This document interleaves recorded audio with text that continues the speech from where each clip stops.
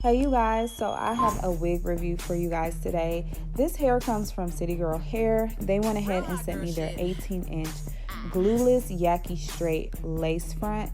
And let me tell you guys, I absolutely love this wig. And you guys will be able to tell by the end of this video.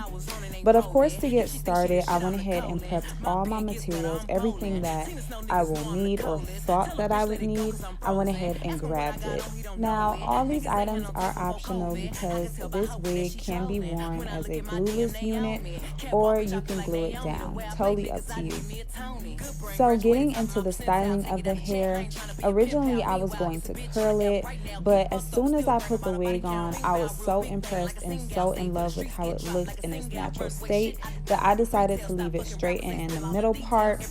All I had to do was go over it with a flat iron just to get those bumps out from being in the pack, and it was good to go. This hair is giving silk press. It is so pretty. I just added my clips and that was it. I really didn't need any products or anything. I added a little spray and a little makeup just to help it blend a little more, but other than that, it really wasn't needed. You guys, I love this hair and I definitely recommend it. Make sure you guys shop with City Girl Hair.